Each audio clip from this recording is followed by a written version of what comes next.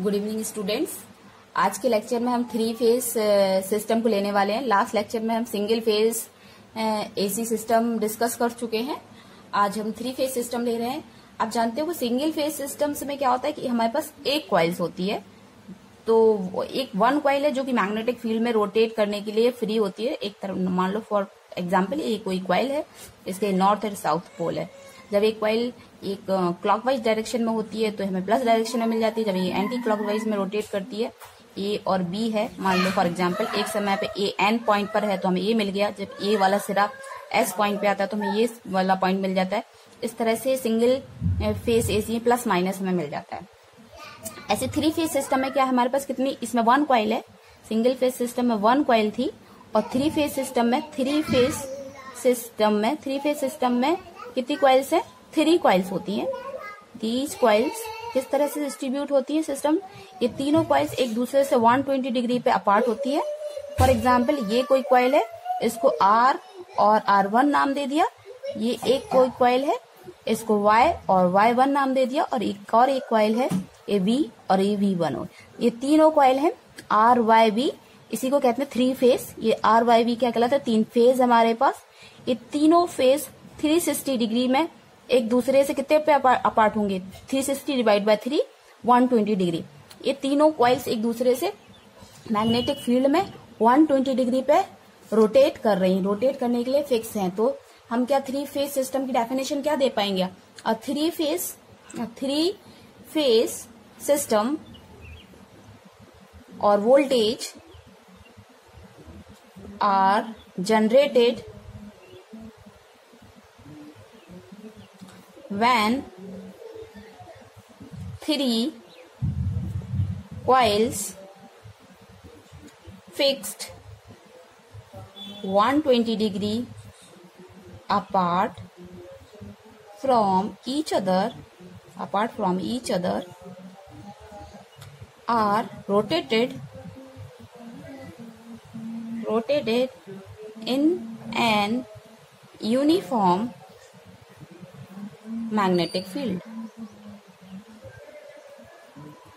then the supply is produced। तो वो जो हमें इस तरह की सिस्टम से जो हमें सप्लाई मिलती है वो कैसी है, थ्री फेज सप्लाई। इससे हमें जो मैग्नेटिक फील्ड मिल रही है वो किस तरह की मैग्नेटिक फील्ड जनरेट होती है, रोटेटिंग मैग्नेटिक फील्ड है।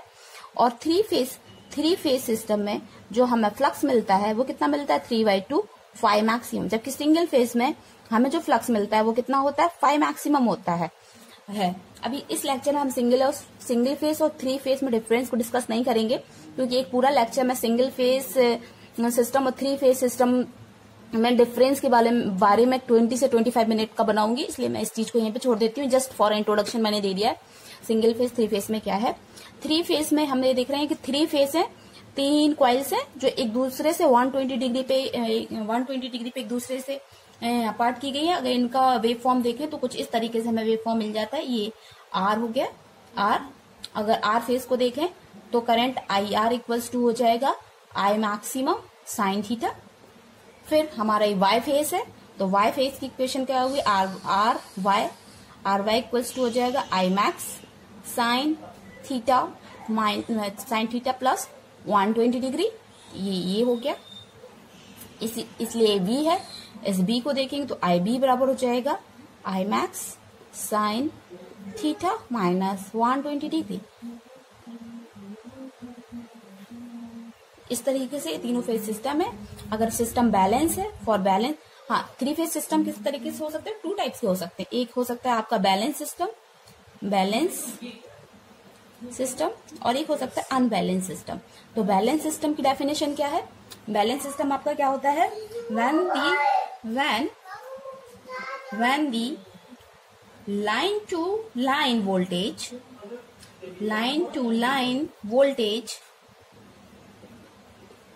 are equal in magnitude, उसका जो लाइन वोल्टेज है अगर मैग्नीट्यूड में इक्वल है, is equal in magnitude and in phase. दोनों कैसे, फेज में है। ये फेज और फेज डिफरेंस मैं पढ़ा चुकी हूँ। अगर आपको देखना है तो आप प्रीवियस लेक्चर देख सकते हैं। y 120 degree with respect to each other. अगर किसी की लाइन वोल्टेज और उनके बीच का फेज सब बराबर है तो वो सिस्टम किस में आएगा? आपका बैलेंस सिस्टम कहलाता है। बैलेंस सिस्टम में क्या होगा? I R plus I Y plus I B equals to क्या आएगा? आपका 0। ये बैलेंस सिस्टम हो गया है। अब इसमें दिया लाइन टू लाइन वोल्टेज। हम देख रहे हैं सिंगल फेज में हमने कभी भी लाइन वोल्टेज के बारे में नहीं सुना है, हम सिर्फ किसकी बात करते थे? Single phase. 3 फेज सिस्टम में हम लाइन के बारे में बात कर रहे हैं, क्योंकि लाइन कौन सा वोल्टेज है? वो वोल्टेज है जो दो फेज के बीच का रिजल्टेंट वोल्टेज क्या कहलाता है? आपका फेज वोल्टेज कहलाता है। उसको भी बाद में डिस्कस करेंगे। ये बैलेंस सिस्टम हो गया। दूसरा है आपका unbalance system. Unbalance system, unbalance system किसको कहेंगे? When either of 3 voltage R Y V में से कोई भी 3 वोल्टेज आर अनइक्वल और the phase between them is not equal to 120 degree. ठीक है, अगर तो ये 2 कंडीशन है। बैलेंस और अनबैलेंस को मैंने बहुत सिंपल डेफिनेशन में आपको समझा दिया। बैलेंस सिस्टम वो है जबकि जितने भी तीनों फेस है उन तीनों फेस का मैग्नीट्यूड और फेज 120 अपार्ट है एक दूसरे से, तो वो बैलेंस सिस्टम है। अगर कोई सिस्टम है जिसमें उसका मैग्नीट्यूड एक दूसरे से अनइक्वल है और they are not apart to each other 120 degree, तो इस तरह के सिस्टम को अनबैलेंस सिस्टम कहते हैं। 3 फेज सिस्टम में हमारे पास क्या 3 वायर्स है। इन 3 वायर्स है या 3 कॉइल है। इन 3 कॉइल्स को आपस में कनेक्ट किस तरह से कर सकते हैं? फॉर एग्जाम्पल ये आर है, आर डैश हो गई।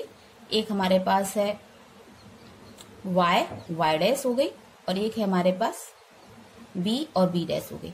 तो एक सिंगल फेज को जोड़ने के लिए हमें 2 वायर्स की जरूरत होती है। तो 3 हमारे पास फेज है, तो 3 फेज को जोड़ने के लिए कितने वायर्स की जरूरत हो रही? 6 वायर्स की जरूरत पड़ रही है हमें। 3 फेज सिस्टम में 3 फेज को आपस में कनेक्ट करने के लिए 6 वायर की सिस्टम की जरूरत पड़ रही है। इस चीज को रिड्यूस करने इसके कारण हमें ज्यादा कंडक्टर की जरूरत पड़ रही है। इस सिस्टम को रिड्यूस करने के लिए हम इसका प्रॉपर इंटरकनेक्शन मेथड्स की सर्च करी, जिसमें हम 2 तरह के मेथड्स का इस्तेमाल करते हैं। एक है आपका स्टार कनेक्शन और एक है आपका डेल्टा कनेक्शन। चूंकि अगर हम सिंपली सिस्टम को कनेक्ट कर रहे हैं तो हम देख रहे हैं कि हमें 6 वायर की जरूरत है, और इस तरह के इंटरकनेक्शंस में बहुत ज्यादा कंडक्टर खर्च हो रहा है। इस चीज को मिनिमाइज करने के लिए हमने एक नया सिस्टम जनरेट किया है, जिसमें हमारा एक स्टार कनेक्शन आ रहा है और एक हमारा डेल्टा कनेक्शन आ रहा है। स्टार कनेक्शन में किस तरह से, ये है आपका स्टार कनेक्शन। स्टार कनेक्शन में हमने क्या किया है, ये जो आर वाई बी हमारे पास 3 फेज हैं, इन तीनों फेज को हम इस तरह से कनेक्ट कर देते हैं, स्टार के शेप में कनेक्ट कर देते हैं। ये हो गया आर, ये हो गया आर वाई और वी हो गया। ठीक है, हर एक फेज में जो करंट फ्लो हो रहा है वो आपका क्या कहलाता है? Phase current. द करंट और voltage in phase is called phase current और phase voltage।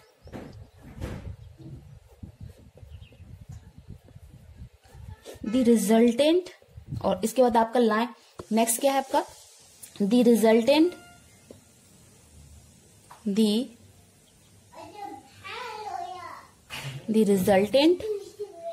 current and voltage between 2 phase are called the line current or line voltage। Three phase system में तीन फेज होने के कारण किन्हीं दो वेक्टर्स के बीच के करंट या वोल्टेज को हम क्या कहते हैं, लाइन करंट या लाइन वोल्टेज कहते हैं। तो इस कंडीशन में जो आर में, वाई में और वी में जो करंट फ्लो हो रहा है, चाहे वो आई आर हो, चाहे आई वाई हो और चाहे आई बी हो, वो आपका क्या कहलाता है, फेज करंट। और ये जो यहाँ जो करंट फ्लो हो रहा है वो कौन सा कहलाता है, आपका line current.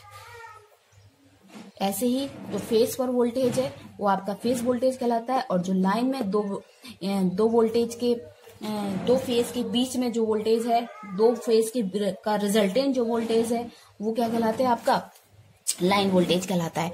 In star connection में जो करंट फेज में जा रहा है वही करंट लाइन में जा रहा है। तो in case of star line current किसके बराबर है, फेज करंट के बराबर होता है। But line voltage does not equals to phase voltage, PPH नहीं होता है। इन स्टार कनेक्शन में ये हमारे पास कितने वायर है, 3 वायर हैं। ये बीच में तीनों वायर जहां पे कनेक्ट हैं, ये हमें क्या मिला, इसमें ये न्यूट्रल मिलता है। तो स्टार का ये एडवांटेज है, स्टार में हमें नेचुरली ही एक न्यूट्रल पॉइंट मिल जाता है, हमें न्यूट्रल बनाना नहीं पड़ता है। तो ये क्या हो गया, आपका 3 फेज 4 वायर सिस्टम हो गया। स्टार को क्या बोलेंगे, 3 phase 4 wire system, 4 wire system. 3 phase के लिए वायर इस्तेमाल हुआ है और एक न्यूट्रल के लिए होगा, 3 फेज 4 वायर सिस्टम। इसी प्रकार से नेक्स्ट है आपका delta connection. Delta connection, delta connection में क्या है, डेल्टा कनेक्शन कुछ इस तरह से होता है।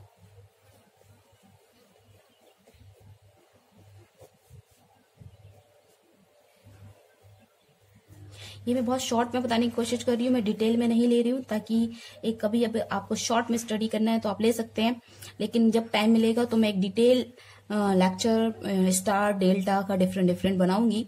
बट अभी आपके सिलेबस के अकॉर्डिंग मैं बना रही हूँ। ये आर हो गया, वाई हो गया, वी हो गया। तो ये आपका आर फेस हो गया, ये आपका वाई फेस हो गया, ये आपका वी फेस हो गया। और दोनों इस डेल्टा में क्या होता है, एक फेज का एंडिंग एंड दूसरे फेज के स्टार्टिंग एंड से जुड़ा होता है। एक फेज का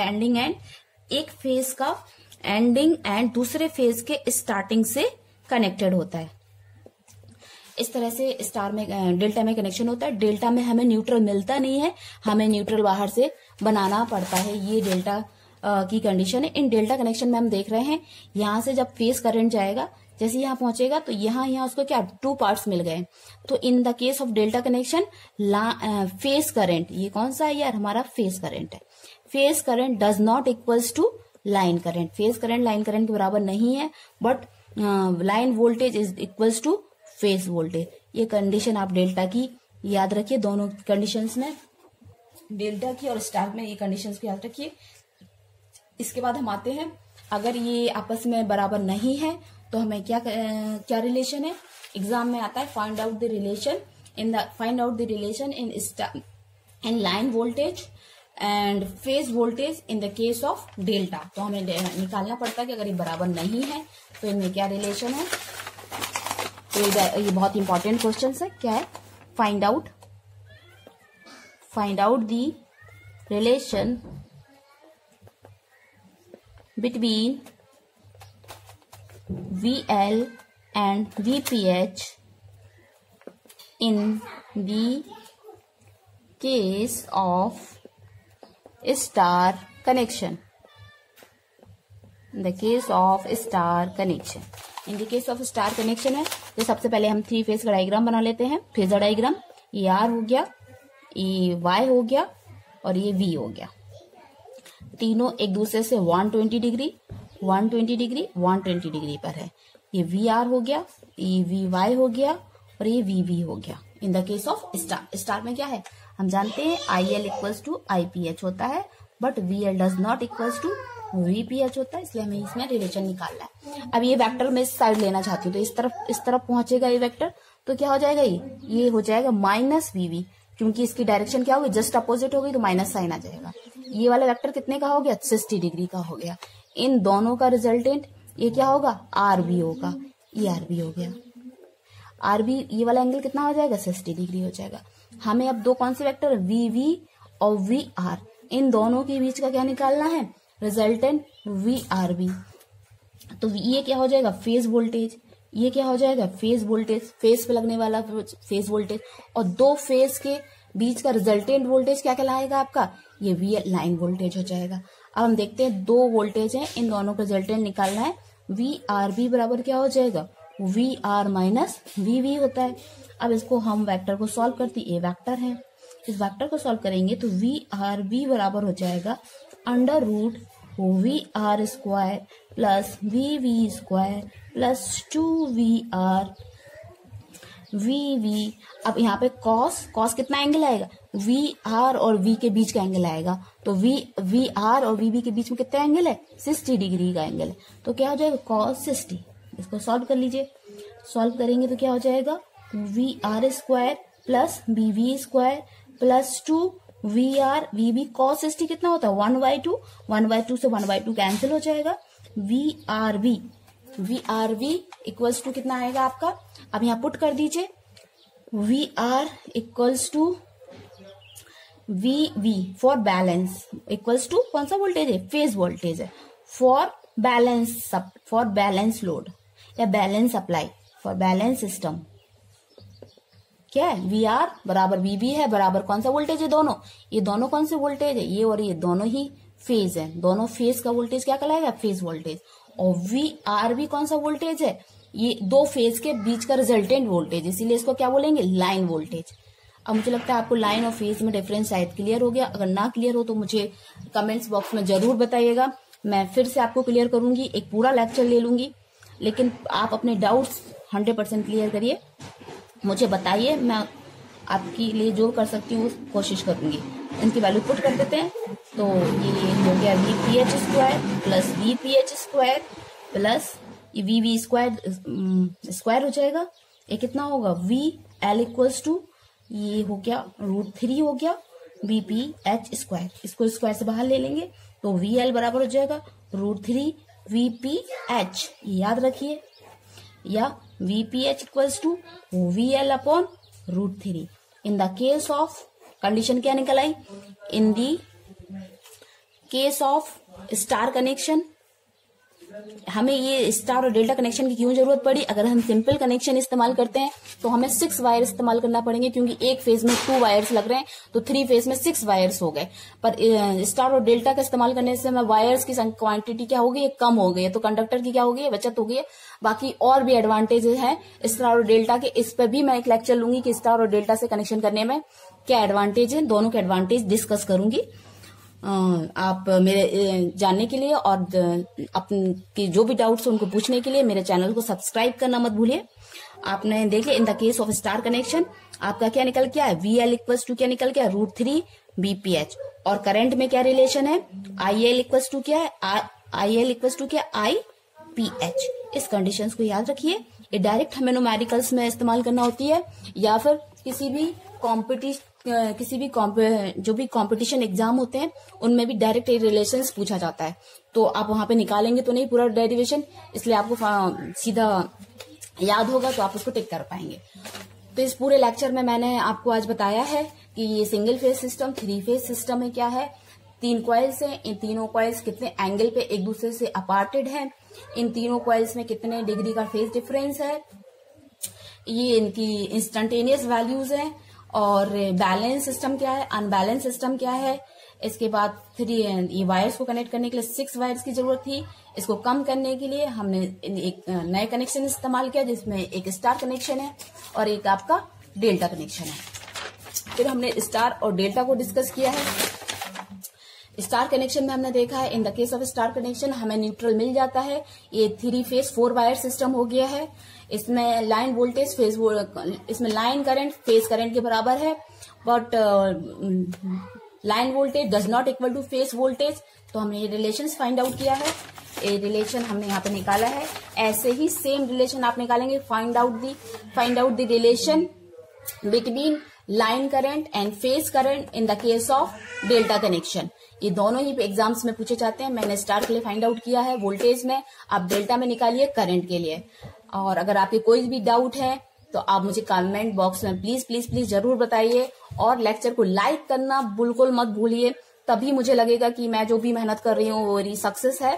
और चैनल को सब्सक्राइब करिए, क्योंकि लास्ट में मैं पूरा जितना भी से सब single phase, 3 phase, magnetic field, DC unit सब लेने के बाद इनके ऑब्जेक्टिव क्वेश्चंस भी बनाऊंगी। Till then bye bye.